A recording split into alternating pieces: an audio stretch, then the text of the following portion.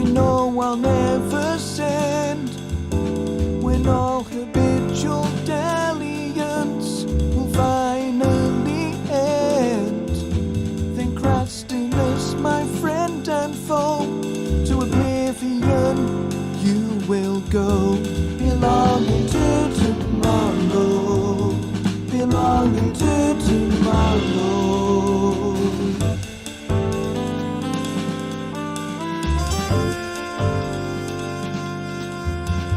Soon I'll make that journey out to Paradise Falls, and on all the stifling lethargy time will now be called. Then Crastilus, the snake-eyed schmo, to Gehenna town you will go, belonging to tomorrow, belonging to tomorrow.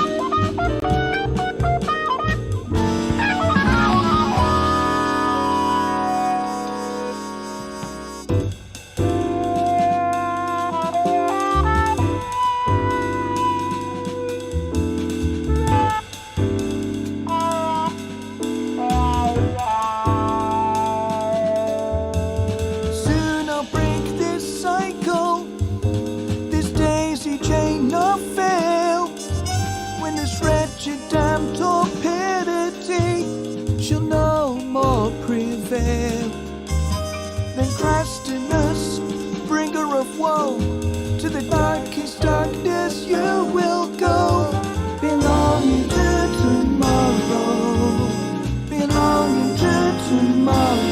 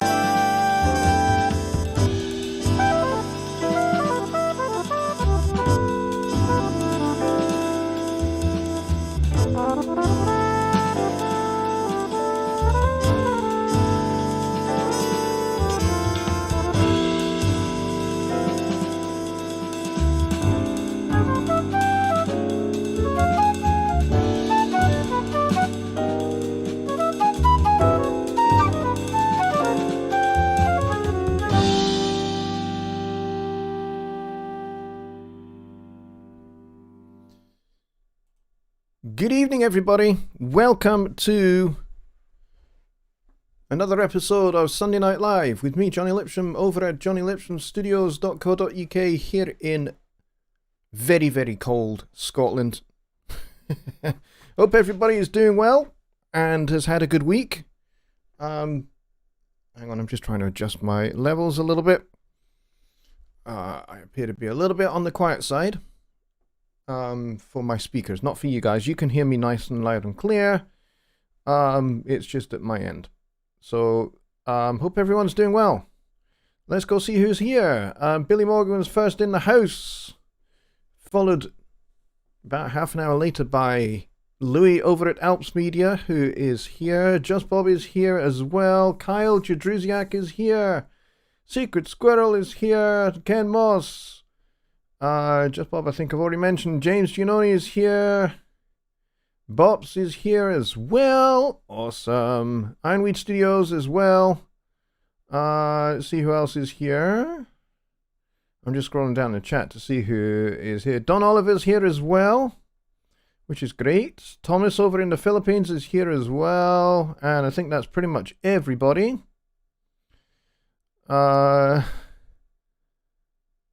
Old School Funk and Soul is just here as well. That's cool. Awesome.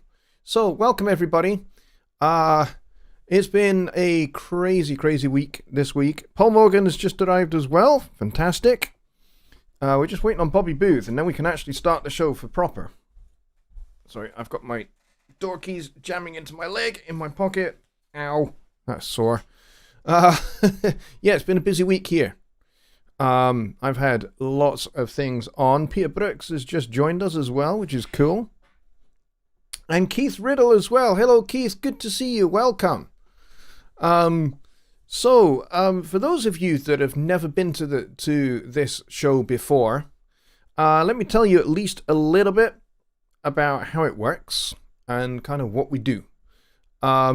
Basically, this is your chance to ask your questions about Studio One and to ask your questions about songwriting, composing, arranging, music theory, all of that kind of stuff is stuff that I cover on this show and on this channel. So if you've got questions about Studio One and features of Studio One and how they work, we can talk about that. If you're having an issue that you need to talk about, we can talk about that as well.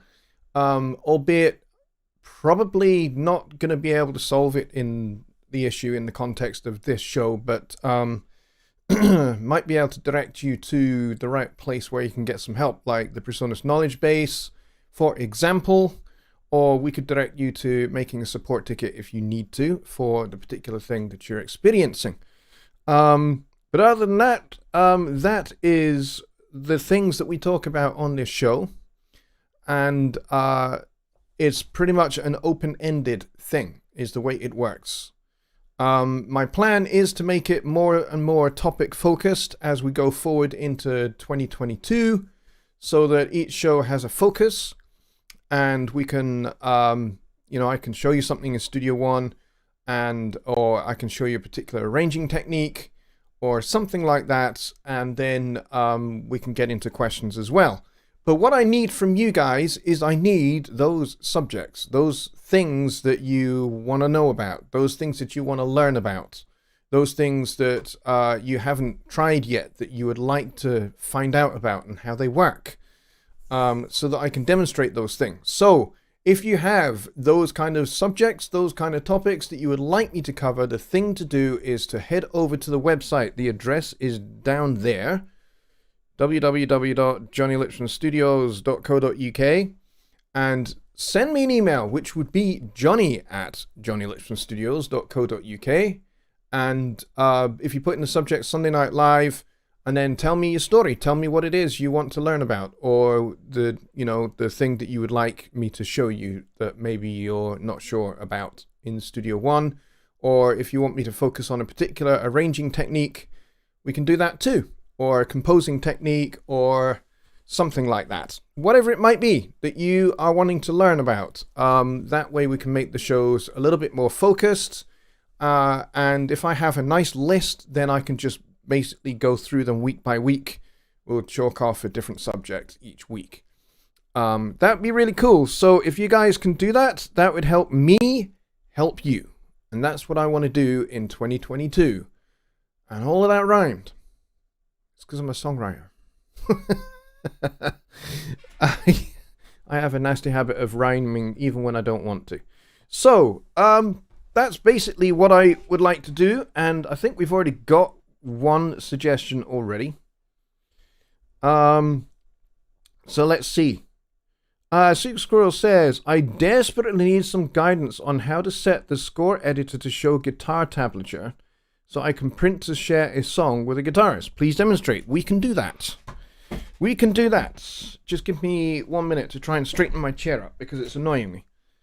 Okay, so let's go over to Studio One. Here we are in Studio One, and I'll just close that because you don't need to see that. And we'll go to Instruments.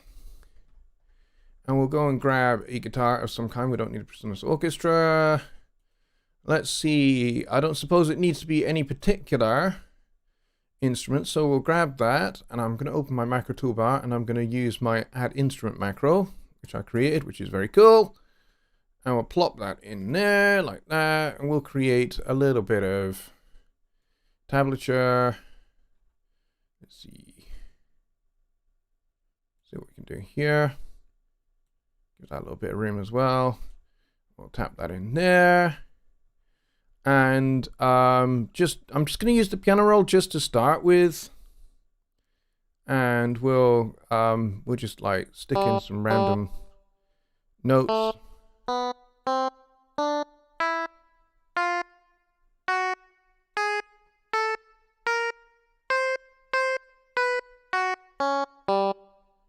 There we go. That will do. Random, completely unmusical notes.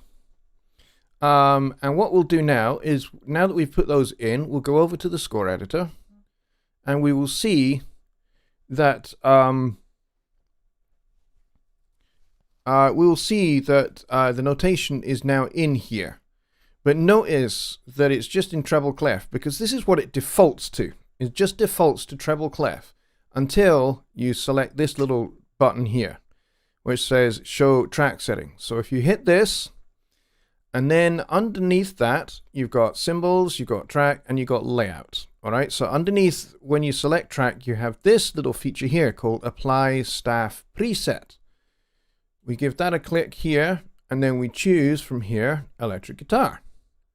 Now notice what happens. As soon as I've done that, this section is opened up on the side, and we've got standard notation plus tablature.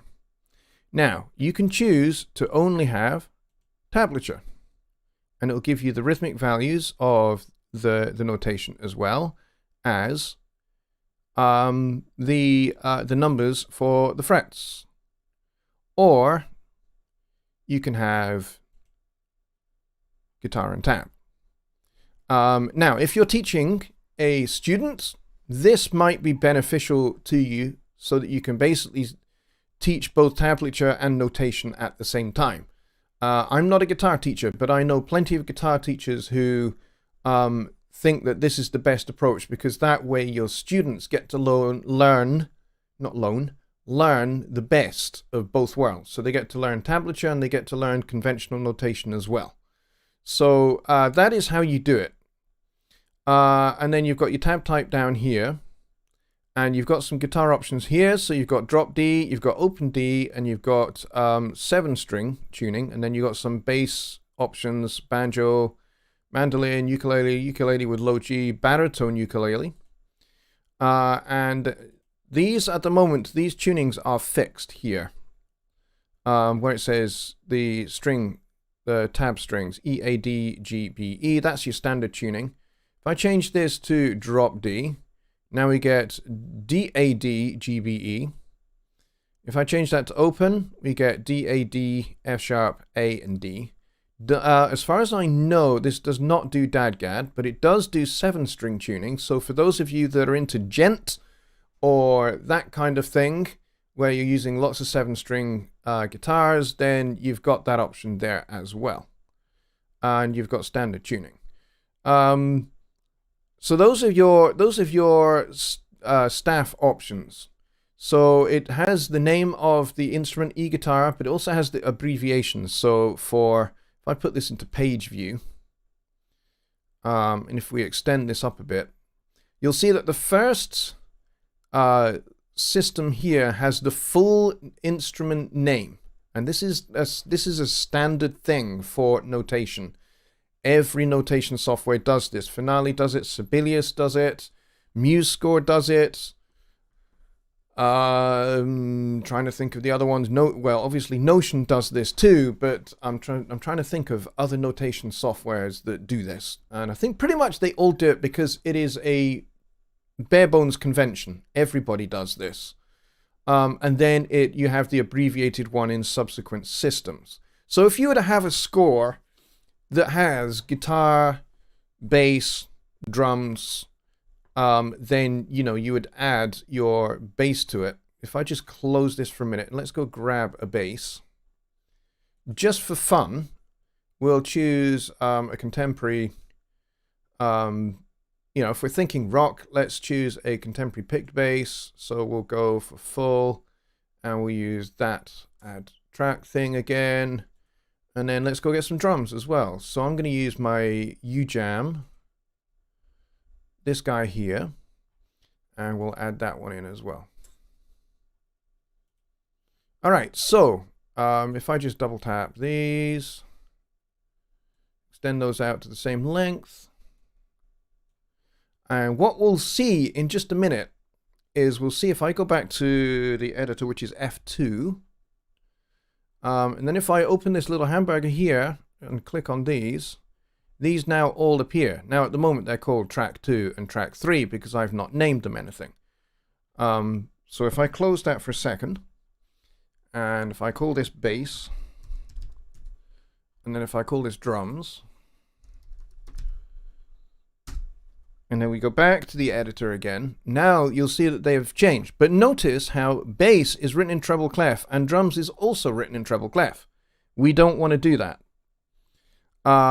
So we want to do what we did before for the electric guitar, and we want to make sure that we are using the staff preset. So if I select the bass here, and it says it's got the name from the track, but what we want to do is we want to go to guitars and basses, and we'll go electric bass.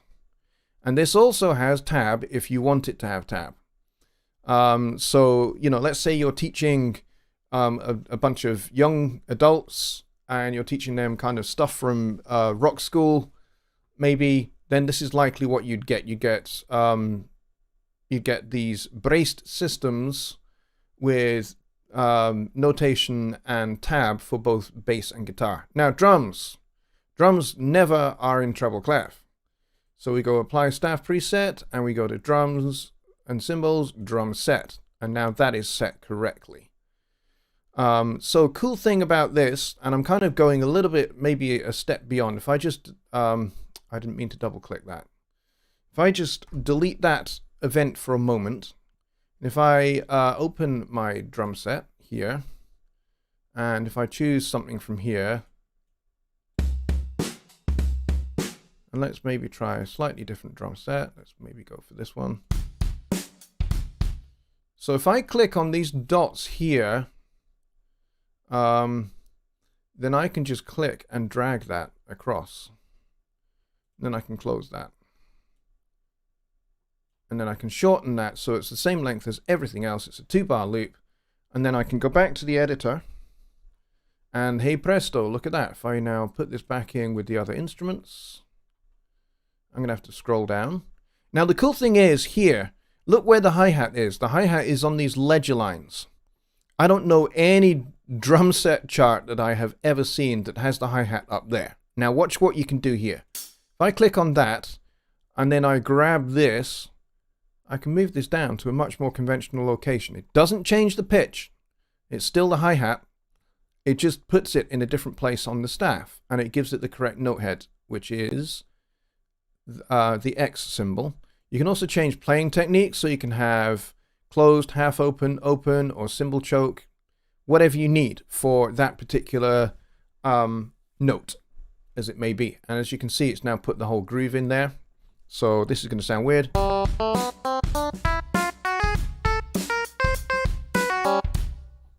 Not particularly musical, but you see what we're getting at here. If I go back maybe to this view, you'll see a bit better.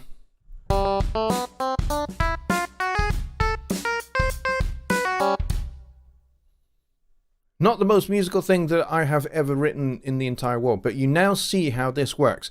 Another cool thing is if I go to the key wheel here and we put this into the key of G, it automatically puts in the key signatures.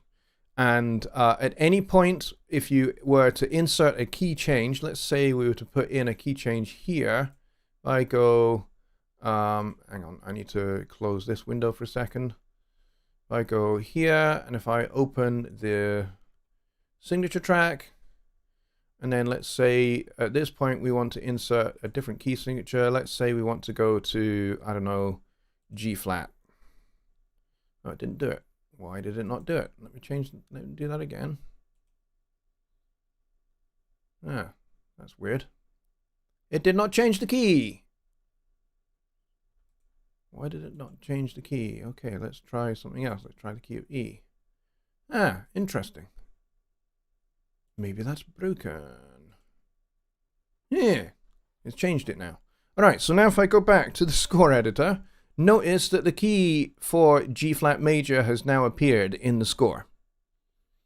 So that is how the score editor works. That's a little overview of how you can make tablature appear for guitar and bass, and also how you can make sure that drum set notation is conventional for drum set notation. Because there are conventions, one of which is to have the hi-hat in the top space and any ride cymbals or crash cymbals on the top of the stave. So not the top line, but in the kind of space on the top, basically just sitting on top of that line, not actually on the line. So I hope that helps answer that question, but that is a beaut of a question. Here we go. That's a beaut of a question, and for some reason the chat is stuck. Okay, Secret Squirrel says, yay, long live Jonny Lipsham Studios. Awesome. Billy says, I uploaded a couple of WAV files to Workspace, but not letting me play them. I did notice that, and I think maybe those files might be corrupt. So it might be a good idea to remove the ones that have not uploaded correctly and then try again. See if those upload better. Peter Brooks says he's eating ice cream. How very dare you? I'm jealous. While we're here, is it possible to add lyrics to the score editor? No, it is not currently possible to add lyrics to the score editor. So that is not a thing as yet. Let's see. Just Bob says, will this work with actual recorded guitars, not MIDI? No, the score editor is based upon note data. So note information that you get from MIDI. So it does not work with real actual recorded guitars unless you are a smart person and you have something like Melodyne Studio or Melodyne, whatever the full version of Melodyne is. If you have one of those, then you can edit the recording audio event with Melodyne and you can extract the note data from that. And then you can drag that note data to an instrument, like, for example, the Presence guitars or any other guitar virtual instrument that you have, and you can do it that way. And then you might be able to get that to display in the score editor. But no, it does not work with audio. The score editor is note data based. So there you go.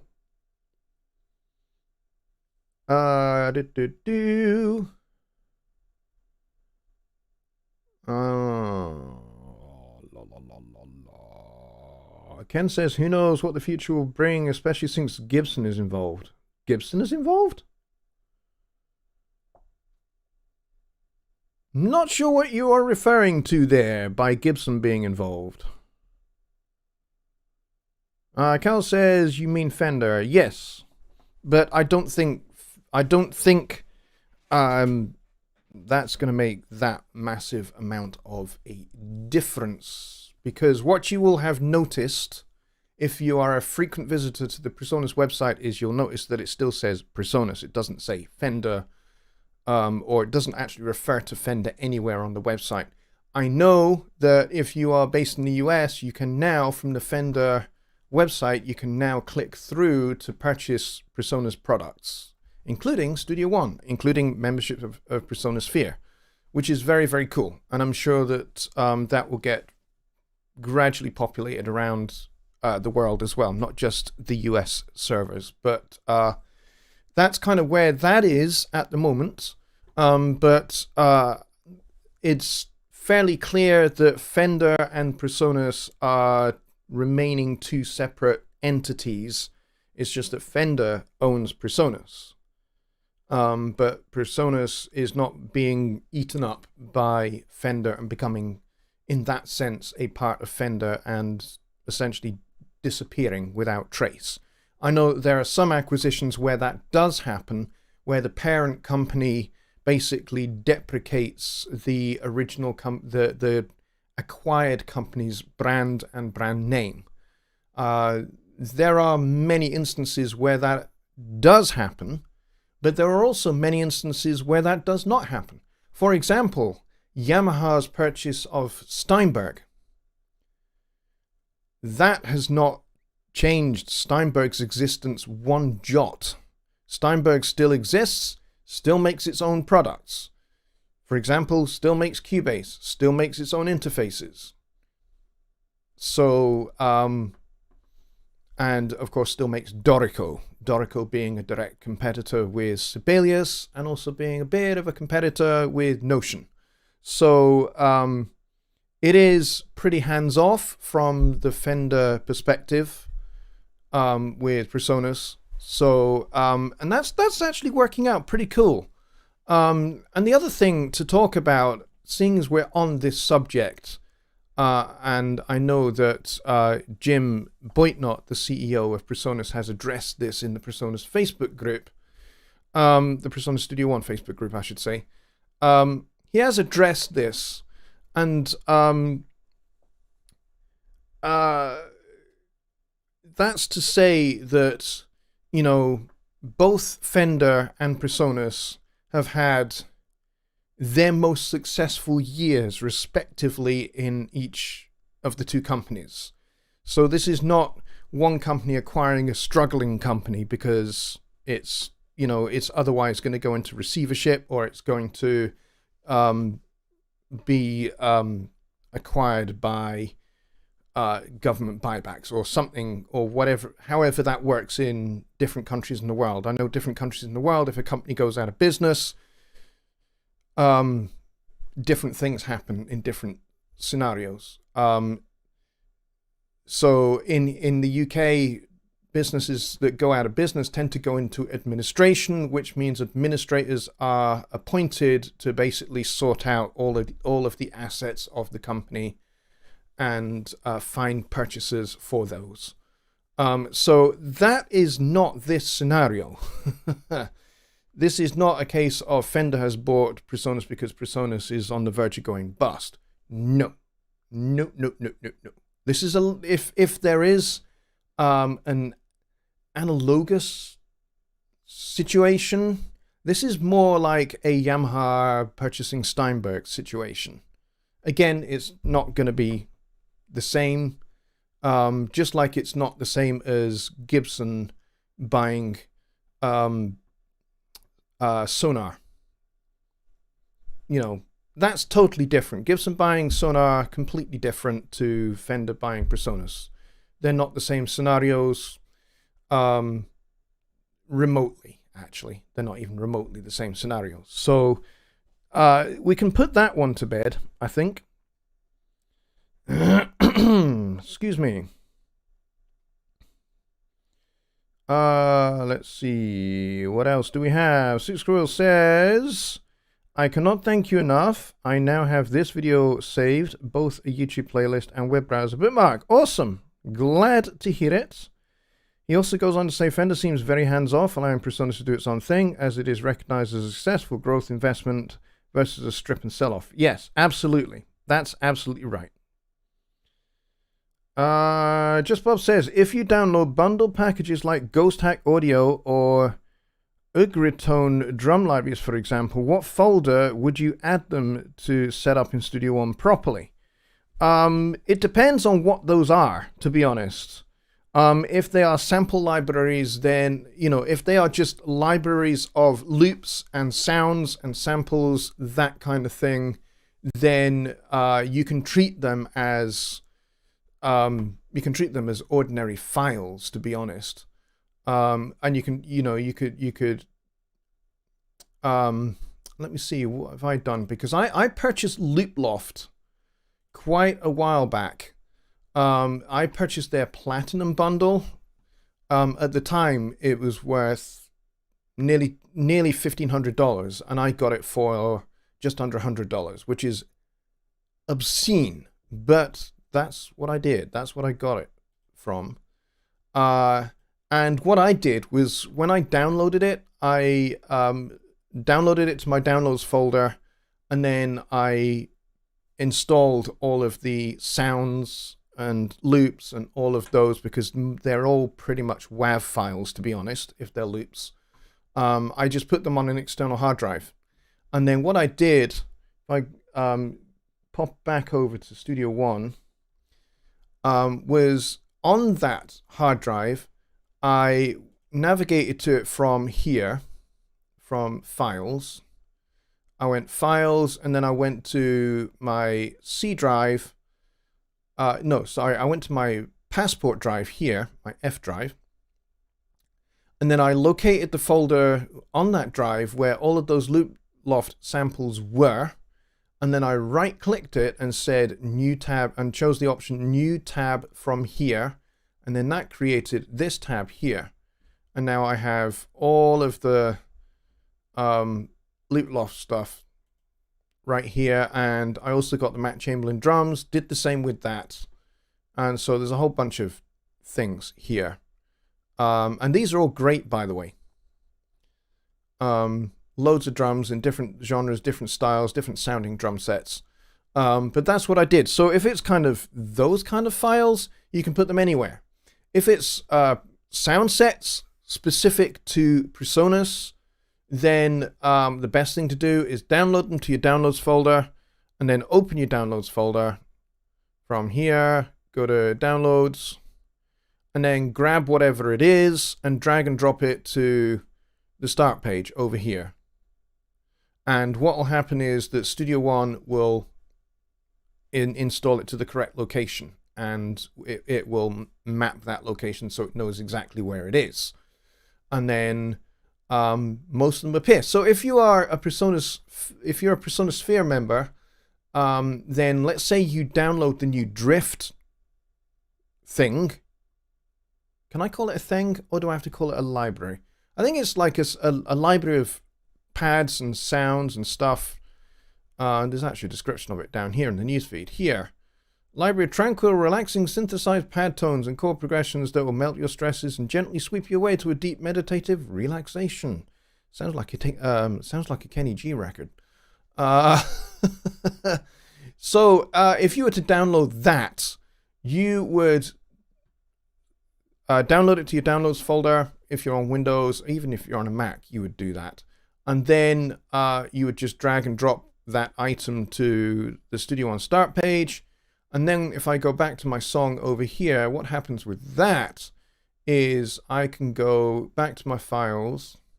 I can close this and close that, and I can open sound sets, and there's Drift, and I can open Drift, and all of these cool little loops and things are here. So for example, I can play this guy.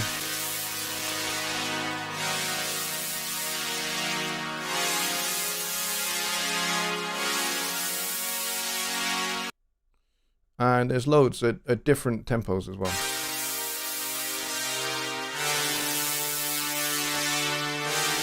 Some of them are a little bit less kind of grating sounding. E flat minor, I like E flat minor.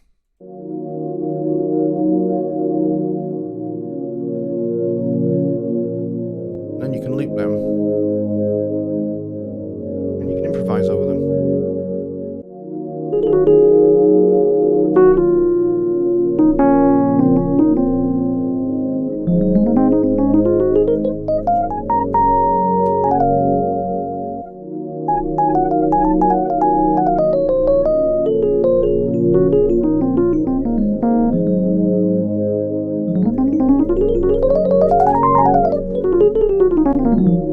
And so on. And you could sit there all night and do that. So yeah, so I hope that kind of helps answers that question. No, I totally understand, Ken. I know you weren't being negative towards PreSonus. Absolutely. But I just wanted to clarify and make sure that, you know, everybody's on the same page on that subject. No, we're not looking at Notion. We are looking at the score view in Studio One, which you may or may not have seen before, Lollipop. Glad you're here, though. welcome to the show. Yeah, that was not actually a Whirly. That was a Fender Rhodes Mark II.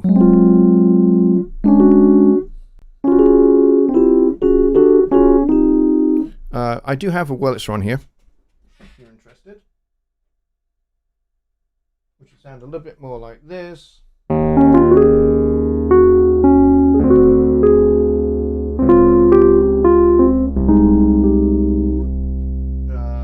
Stick the tremolo on. That might help as well.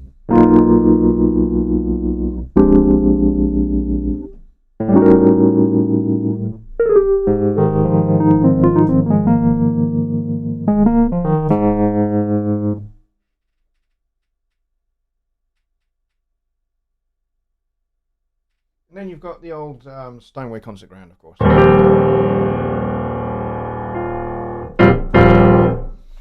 which is always a fan favorite on the show. So no, we are not looking at Notion. We're looking at the score view in Studio One, which is pretty cool, and has like a whole stack of features that make composing in standard notation in Studio One really, really useful. And actually, the whole thing of being able to send to and from Notion is now, that interoperability is even deeper, and that integration is even deeper than it's ever been before in the history of the two products. So whilst they remain distinct and separate, there's a lot of ways in which they have a much deeper kind of connectivity between the two now, which has never been before, which is really, really cool. Super Squirrel says, I'm looking at Leaploft Library, which you referenced, and it shows a format for RMX. I have seen it before. What is that used for? RMX? I'm not really sure what RMX file format is. I have a suspicion that it's a particular file type for, I don't know, more MPC-based machines, maybe. It might be that particular format, but I'm not 100% sure. How accurate is Score? The Score editor in Studio One is as accurate as Notion is. Yeah, it's very, very accurate. I mean, you know, if I was to take that guitar track that I kind of did at the start here, which is a bit of a mess. Let's face it, rhythmically, it's a little bit of a mess, but mind you, the way I kind of entered it in here was all pretty random. So let's say I tidy this up a little bit to make it a little bit more,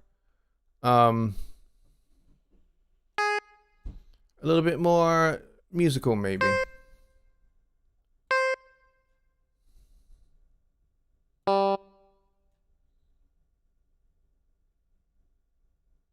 Yeah, maybe I did something like that. And then if I go back to the score editor, now that's much more readable. And actually plays a bit better with the drum groove.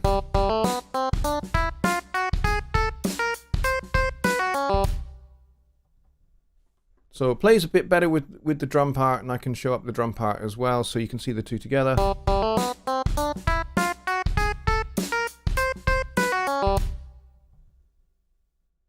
Alright, so I hope that helps with that. So if you just play something in randomly without any reference to a click, then the notation is going to get very, very tricky to read, you know, if not impossible to read, because Studio One will have a hard time interpreting your rhythm because it has no frame of reference. So if you record something with a click, then it's going to have a much easier time correctly writing out what you play. But the other thing I would say is, I know it might sound robotic, but if your intention is to create a score that you can print and give to a performing musician who can replace your VST parts, then quantize the living daylights out of your MIDI performance, and that will help ensure that the notation is really, really readable for your session player, so that when they come in, they can play what's on the chart without really having to kind of sit and figure out too much what's going on rhythmically, which is where a lot of the issues you might have might well be. They might well be to do with the rhythm of the notation, and some of the rhythmic spelling might be a little bit awkward. And that being the case, that's something you can fix by going into here and selecting all and quantizing, and that would work. Now here's the thing. If you apply a lot of humanizing to these notes here, when these get shifted around in value in the piano roll note editor, when you come back to the score editor, they will be reflected here because this is the same data as this. They are the same data. It is just two different ways of displaying that data. That is how it is currently, is that they both depend, both views, the piano roll editor and the notation score view, they both depend upon the same MIDI data. Okay, so anything you do over here is going to happen over here. I'll show you a little example of that just so that we make sure we're on the same page. If I move some of these notes about a little bit. Okay, that's probably enough note moving about. And if I go back over to the score editor and look what's happened here. Okay. But if I Control Z all of that, now it goes back to how it was. And you'll see that, oh, that's the drum part. I want to be looking at the guitar part, not the drum part. There we go. And you'll see that sanity has now been restored. Okay, so they both depend upon exactly the same data. So anything you do here will happen here, and vice versa. Anything you change here will happen here. Again, I will demonstrate just to make sure that everybody is on the same page. Okay, so if I shove that note down randomly and go over here, look, that note has moved down, and then if I undo it, it goes back. If I go back over here, it's gone back to where it should be. So I hope that helps. Good questions though. You mentioned interoperability between Notion and Score Editor. Does this mean full notation can open in VST ARA2 or something? That's not how it works. What you can do is you can send from Notion a score to Studio One, and that will be displayed in the score view in Studio One. Okay, that's what that means. So you are sending your note data, your score, from Notion to Studio One.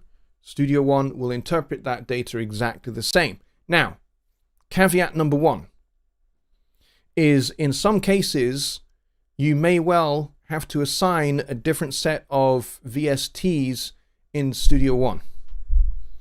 So if you are using the built-in Notion London Symphony Orchestra sounds, and then you send that score from Notion to Studio One, you will find that what you get is a bunch of instrument tracks that have nothing assigned to them. So you'll hear no sound. You'll see all the notation in the score, but you'll hear nothing.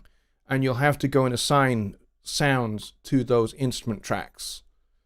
All right. Now, if you are using a third-party VST, in certain cases, that caveat does not apply. If you have that available in both programs, you should be fine. So, if, for example, if you're using Garatan or Vienna Symphonic Orchestra or something like that, if you have that in Notion and you have that in Studio One, then when you send that score to Studio One from Notion, you should have the sounds that you selected in Notion. Okay, it really, the only time it is affected is if you're using the Notion sounds and then you send that to Studio One, because the Notion sound library is not compatible with Studio One, and vice versa. So Presence XT, MaiTai, all of those do not work in Notion. Notion sound library does not work in Studio One. Okay?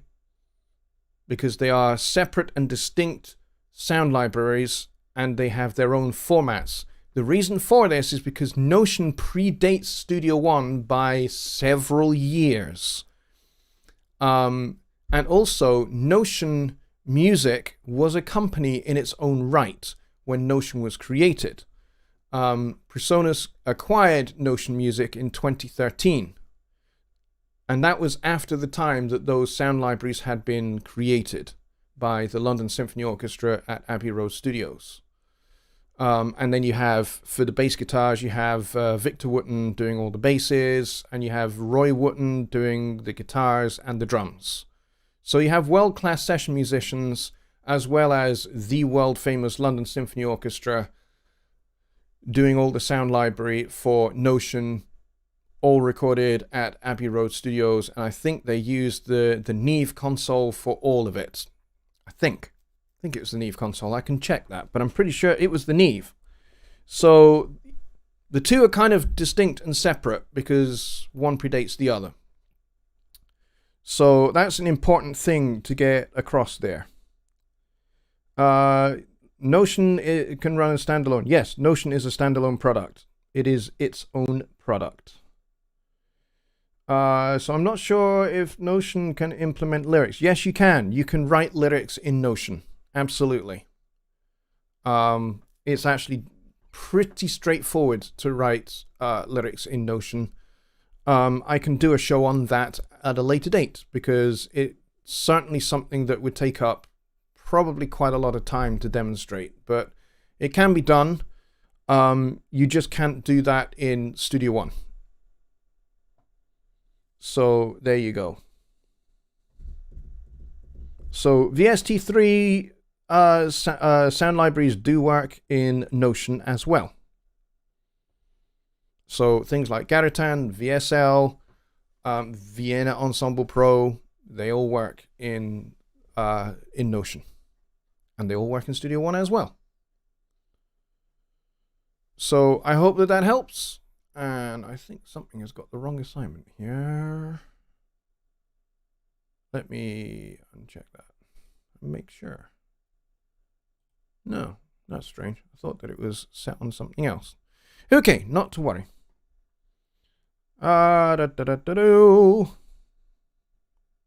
What else do we have?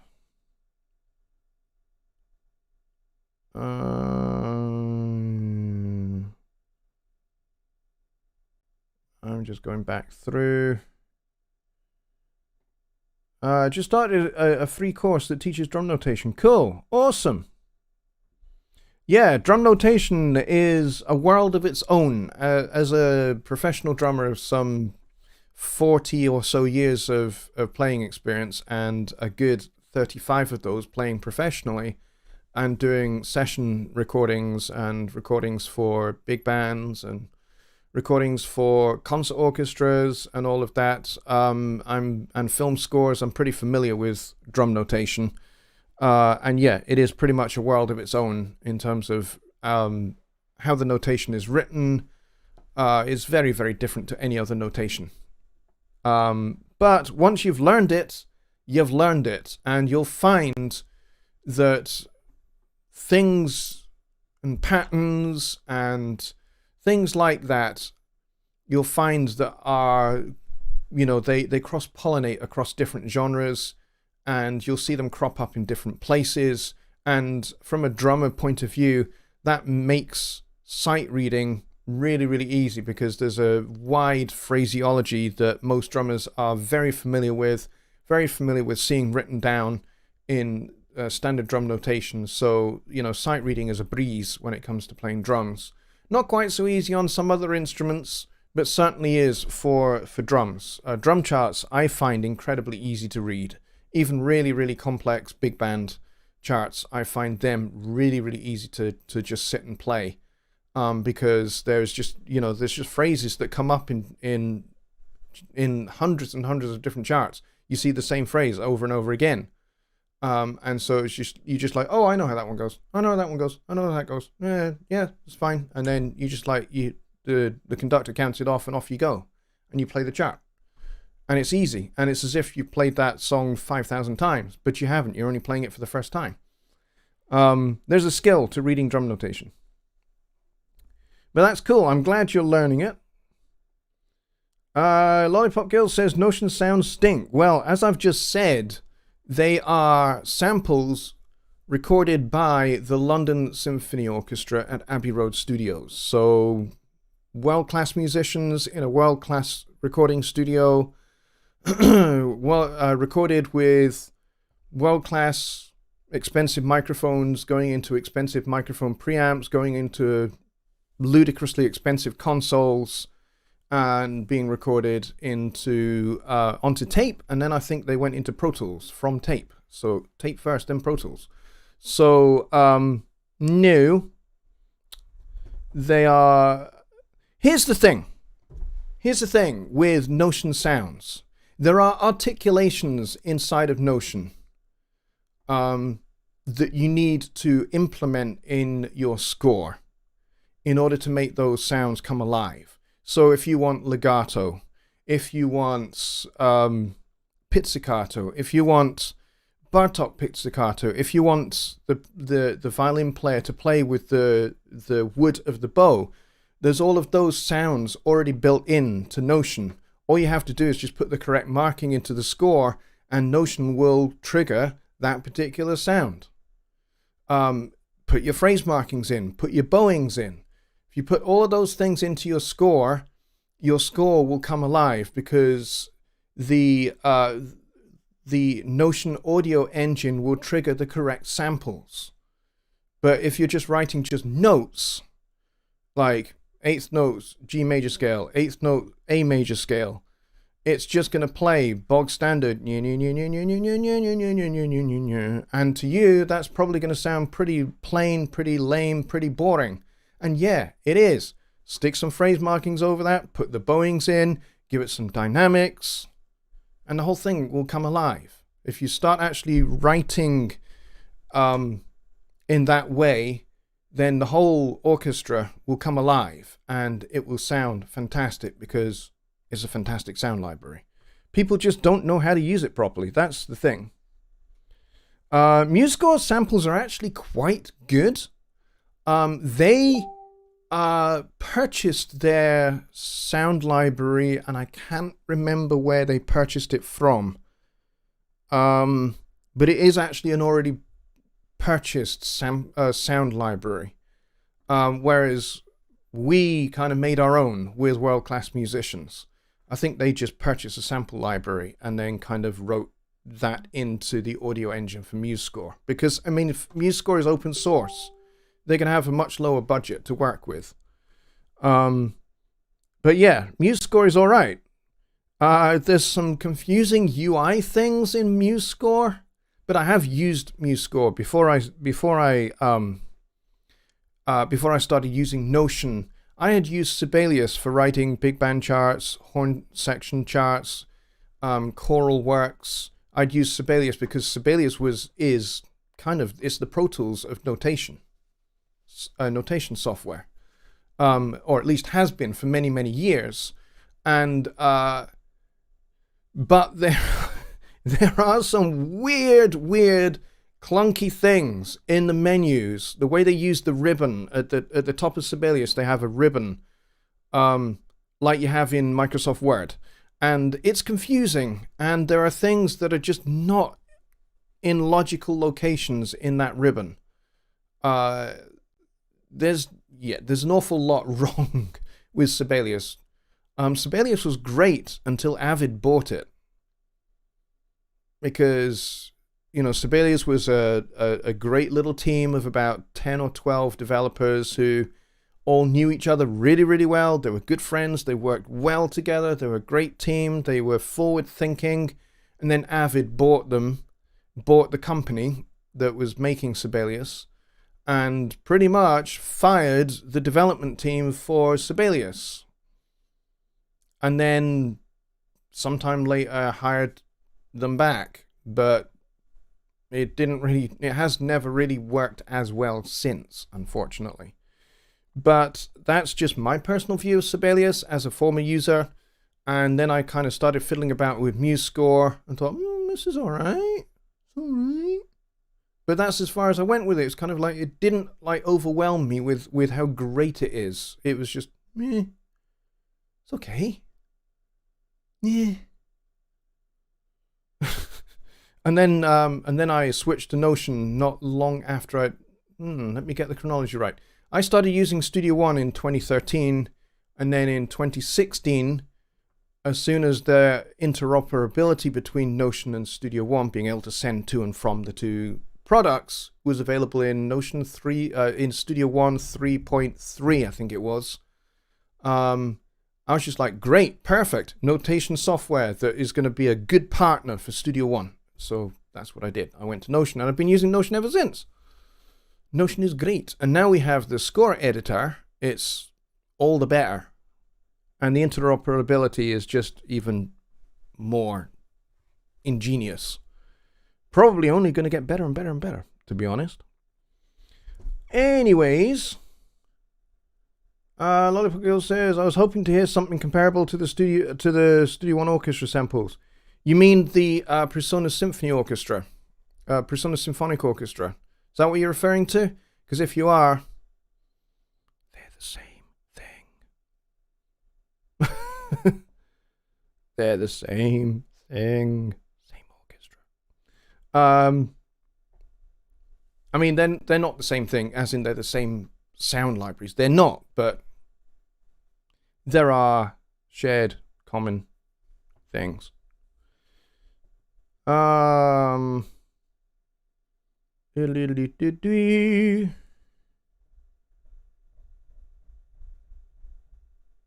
Avid is consistent. Yes, they are. That's probably the only kind thing we can say about them, I think.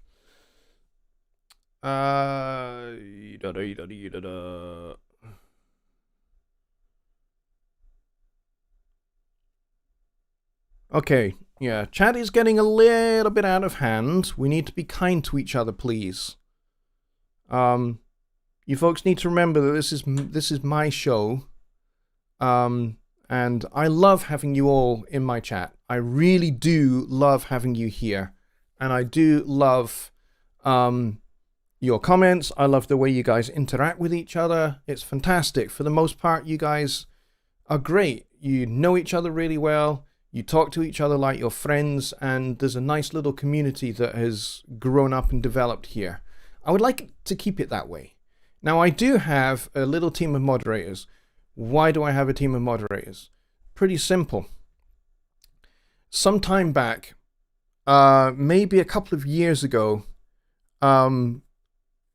we had a whole bunch of people trying to spam the chat with porn links and all sorts of other, pretty atrocious talk in the chat. And I was trying to do demonstrations like I've done tonight and try and look after the chat and try and get rid of these people at the same time. And it kind of disrupted everything, and it made doing the show quite hard for a while. So I started asking a few people if they would come and kind of handle those kind of things. So now I have a good few people. And the reason why I have those people is because, if one person isn't able to be here for a Sunday night for whatever reason, I've always got at least one person with the blue wrench who can step in and who can, get rid of those kind of people when they turn up and can time them out and all of that kind of stuff. So that's why they're there. And they're there to help me. That's why they're there. And sometimes they will delete comments.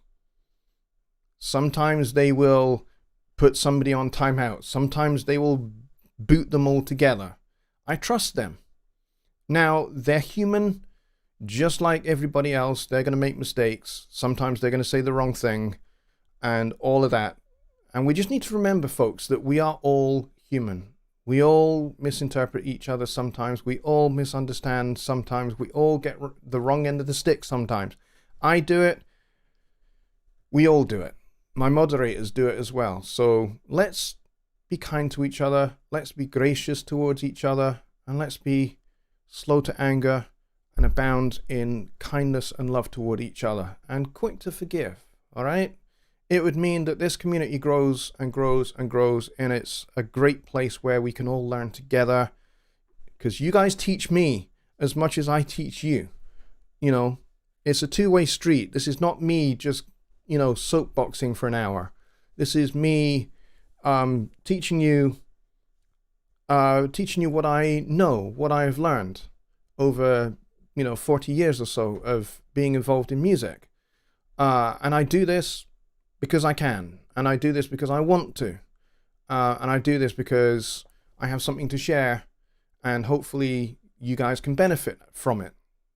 That's why I do it. Nobody pays me to do Sunday Night Live. I, of my own volition, have done nearly 250 of these shows. Almost every Sunday. Now, for you guys in the United States, this is your tea time. This is like 6 p.m., right? For me, this is midnight through until 1 a.m. So I stay up late at night to serve you guys because I enjoy it and because I think you guys are great and I think you are worthy of being served because everybody is worthy of being served. But I enjoy it. I enjoy doing this. I enjoy teaching you. I enjoy talking to you. You guys are great. You guys are so entertaining and it's a fun thing for me to do. So with that in mind, and with the fact that I do this out of my own time and out of my own goodness, please can we be nice to each other? I would appreciate it. I know that I have 2 people that hit the dislike button on every show. I don't talk about them. I have tonight. I have just now, but I don't talk about them. And I don't talk about them because they don't bother me. If you don't like what I do, it's fine. I'm happy if that's your position. If you don't like what I teach, if you don't like who I am, if you don't like what I have to bring, that's fine.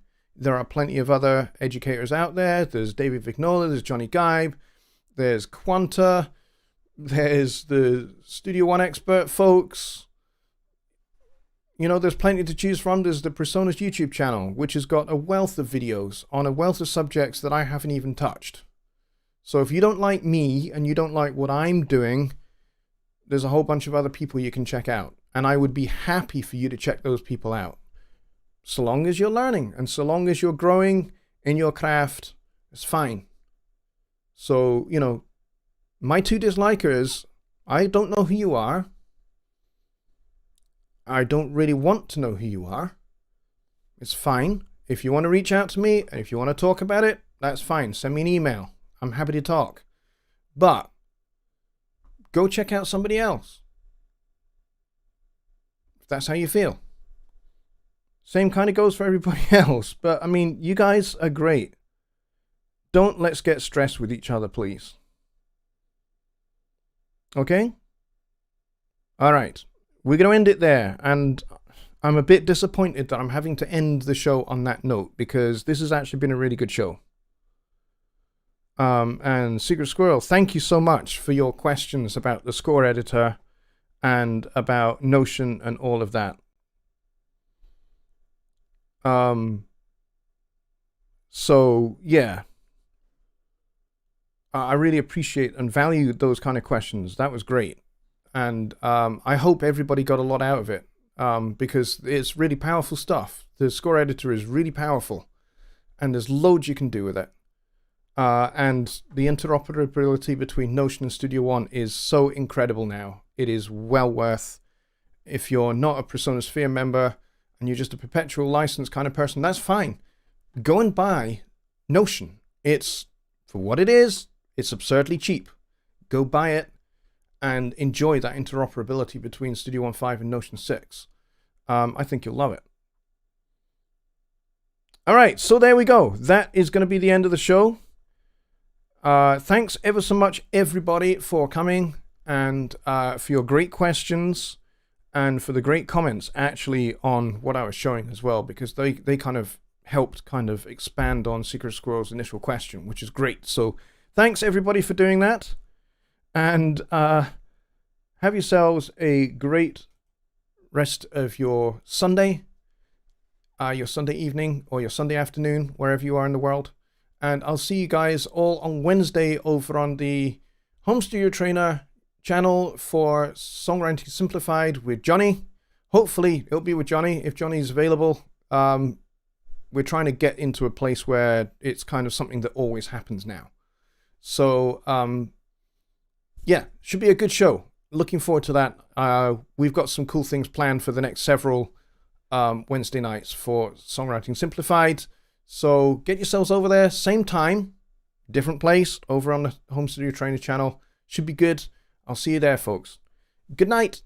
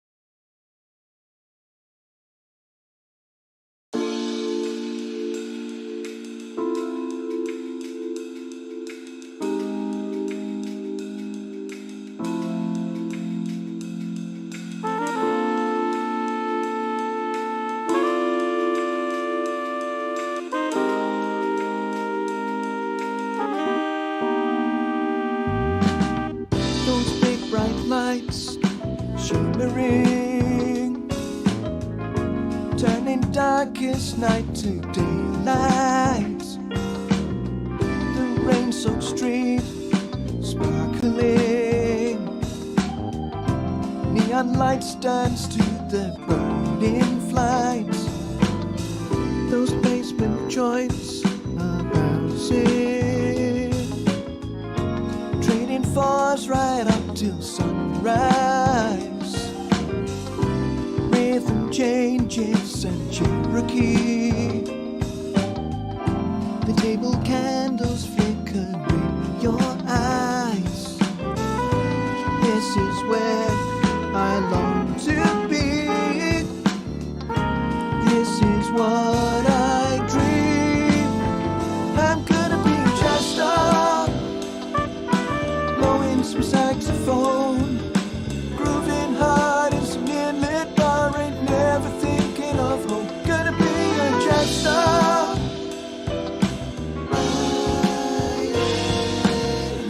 flying high.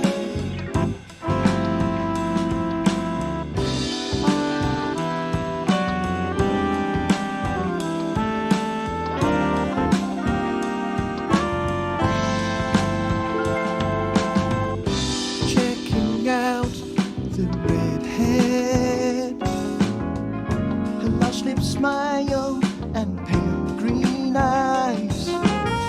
Under the lights I'm glowing, the greatest chorus ever improvised. After the show we'll make out, digging discs down at the famous store, and then perhaps a nightcap, drag her out into the misty dawn. This is where I long to be. This is what I